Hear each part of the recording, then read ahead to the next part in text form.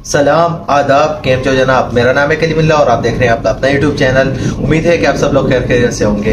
जितनी खुशी मेरे चेहरे पे है उतनी खुशी आपके चेहरे पे भी होगी, क्योंकि कांग्रेचुलेशन इंडिया ने अपने जो है वो 8 मिलिट्री ऑफिसर्स जो थे वो कतर में, जिनको जो है वो ऑर्डर हो चुका था सजाए मौत का, उनको बचा लिया गया है। तो congratulation to their families in India for this prestigious win. तो आज की वीडियो जो है वो इस टॉपिक पे होने वाली है, बहुत ही कमाल की वीडियो होने वाली है। वीडियो को एंड तक देखते हैं, एंजॉय करते हैं, अंत तक बने रहे। अंत में हम अपने विचार आपके साथ रखेंगे। तो बिना कोई देरी के इस वीडियो को स्टार्ट करते हैं। Let's start. बहुत ही नमस्कार and welcome you to world affairs. मैं हूं प्रशांत धवन। नाउ भारत के लिए रिसेंटली एक बहुत ही अच्छी न्यूज सामने आई है। आपको याद होगा कतर में भारत के 8 पूर्व नौसैनिक थे, इनको मौत की सजा सुना दी गई थी। ये 8 के 8 लोग बच चुके हैं और पॉसिबिलिटी है कि बहुत ही जल्द ये भारत में भी वापस आ जाएंगे। समझाता हूं आपको, मगर सबसे पहले वर्ल्ड मीडिया इसके बारे में क्या कह रहा है ये मैं आपको दिखाता हूं।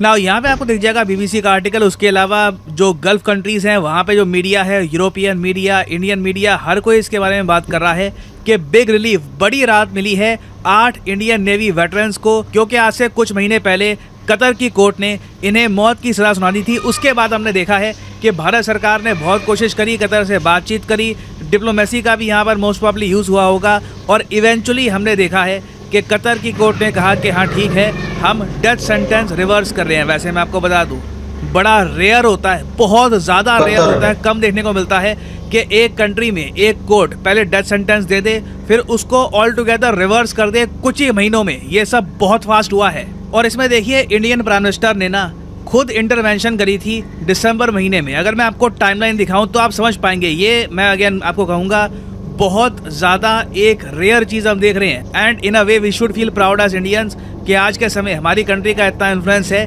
कि हम लोग अपनी फॉर्मर नेवी के लोगों को बचा सकते हैं इस तरीके से। देखिए 26 अक्टूबर को डेथ सेंटेंस दी गई कतर के कोर्ट द्वारा एक्स इंडियन नेवी के ऑफिसर्स को। इसका रीजन क्या था ये हमको पता ही नहीं। आज तक ना जजमेंट किस बारे में थी, डेथ सेंटेंस क्यों दिया गया था, इसके बारे में वर्ल्ड मीडिया को कुछ बताया नहीं गया।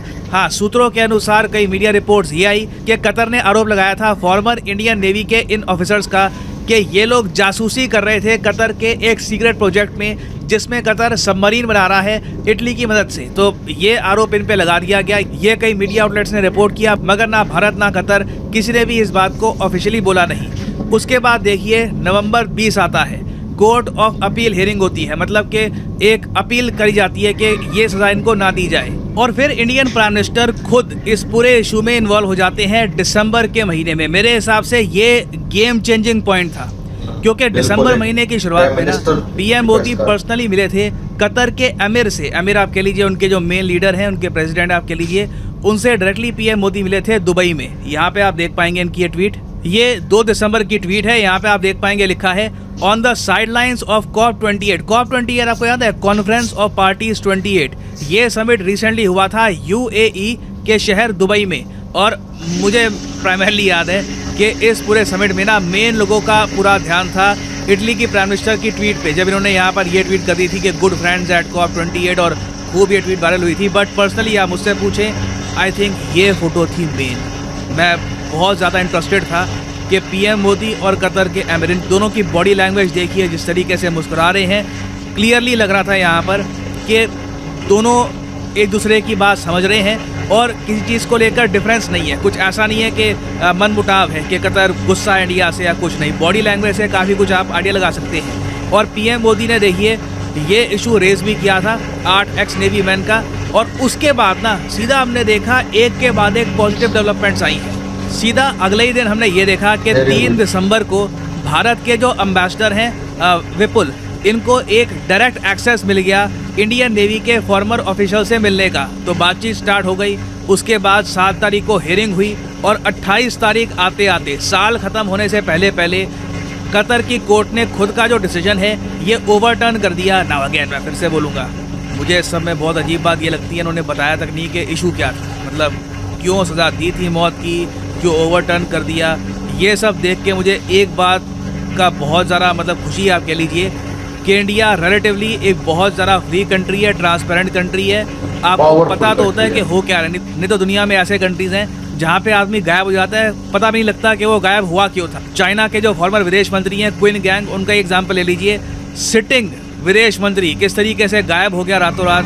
तो 28 दिसंबर को सीधा कोर्ट ने अब ओवरटर्न कर दिया है। अब अगला क्वेश्चन यहाँ पे आपका आएगा, अच्छा ठीक है, ऐसा तो हो नहीं सकता कि कोर्ट किसी को फांसी की सज़ा दे रही हो और फिर कहे कि अच्छा हाँ डिसीजन ओवरटर्न, आप लोग जा सकते हैं, आप लोग आज़ाद हैं। ऐसा भी नहीं होता।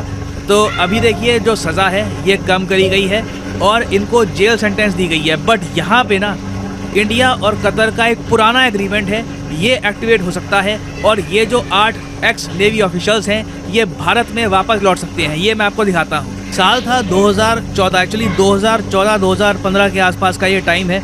प्राइम मिनिस्टर मोदी पहली बार पीएम बने थे देश के।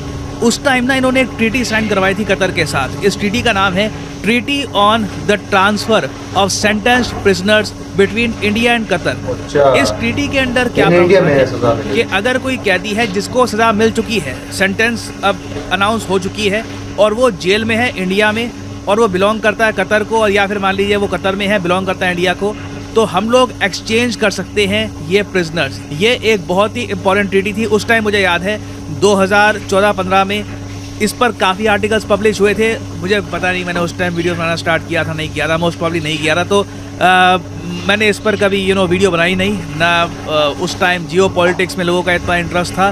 बट ये क्रिटिकल डील थी और इसी डील के अंडर अब पॉसिबिलिटी ये भी है कल को एक रास्ता निकल सकता है। मैं ये नहीं कहूँगा कि अब सीधा ये ट्रीटी एक्टिवेट हो जाएगी, हमारे लोग इंडिया में वापस आ जाएंगे, बट एक रास्ता रेडी है। ठीक है, मैं सरप्राइज़ नहीं होऊंगा कि इसी treaty on transfer of sentence prisoners के अंडर जो ये 8 इंडियन नेवी के ऑफिशियल्स हैं इन्हें पहले भारत लाया जाए। और हाँ, ऐसा नहीं है कि भारत में आते ही आज़ाद हो जाएंगे। भारत में भी इनको जेल में रखा जाएगा इनिशियली, इनका केस होगा कोर्ट में, टाइम लगेगा, बट इवेंचुअली जो भी आप कह लीजिए लीगल रेमेडी वगैरह है ये इनको मिल जाएगी। नाउ कंपैरेटिवली आप अगर सोचें जो कतर में इनके हालात थे उससे ये बहुत ज़्यादा बेहतर है, क्योंकि कतर में इनको काल कोठरी में रखा गया था, बिल्कुल अलग से प्रिजन में। इनको मौत की सज़ा सुना दी गई थी। आप इमेजिन करिए इनको कितनी टेंशन हुई होगी। इनको तो खैर आइडिया नहीं था, हमको भी आइडिया नहीं था कि इस तरीके से कतर का जो कोर्ट है ये ओवरटर्न कर देगा अपना डिसीजन। तो जिस स्थिति में ये लोग थे, रिलेटिवली एटलीस्ट अपने कंट्री में होंगे। अपना लीगल सिस्टम जो है इंडिया में बहुत ज़्यादा ट्रांसपेरेंट है, सब कुछ समझ में आता है क्या हो रहा है क्या नहीं हो रहा। तो एटलीस्ट मैं कहूँगा कि जहाँ पर ये फंस गए थे रिलेटिवली उससे एक बेहतर जगह पे होंगे। तो ये वीडियो थी बहुत ही कमाल की, इंडिया की एक बहुत ही बड़ी जो है वो ऐतिहासिक जीत की कि इंडिया की जो है वो पावर हमें दिखाई देती है इस फैसले की वजह से। क्योंकि कतर हो गया या इस तरह के अरब देश जो हो गए वो अपने फैसले नहीं बदलते, जो उन लोगों ने कर दिया वो कर दिया, उससे कोई पूछने वाला नहीं होता। लेकिन इंडिया अपने सोल्जर्स के साथ खड़ा था और इंडिया ने अपने सोल्जर्स का जो है वो साथ निभाया। तो ये बहुत बड़ी बात होती है कंट्री के लिए, जो अपने इतने बड़े यानी आजकल जो है कतर बहुत ही बड़ा देश और बहुत ही कमाल का देश है कतर भी। आई लव कतर, कतर मुझे बहुत ज़्यादा पसंद है। लेकिन इंडिया ने अपना जो है वो खौफ दिखाया है, अपने दिखाया कि यार हम भी एक पावरफुल देश हैं, हमारे भी देश की रिपुटेशन है और आप इस तरह नहीं कर सकते हमारे सोल्जर्स के साथ। तो फिर उन लोगों ने लाजमी बात है ओवरटर्न करना ही था। और लाजमी बात है इंडिया की डिप्लोमेसी जो है वो वर्ल्ड की बेस्ट डिप्लोमेसी है। इंडिया के मिनिस्टर डिप्लोमेट्स जो है वो दुनिया के बेस्ट डिप्लोमेट्स है मेरी नज़र में। तो उम्मीद करता हूँ कि आज की वीडियो मेरी आपको पसंद आई होगी। पसंद आई है तो लाइक करें, कमेंट करें, दोस्तों शेयर करें और कंग्रेचुलेशन टू इंडिया। एंड मैं फिर यही कहूँगा, फिर मिलते हैं किसी और वीडियो में किसी और टॉपिक पे होगी, तब तक के लिए बाय बाय।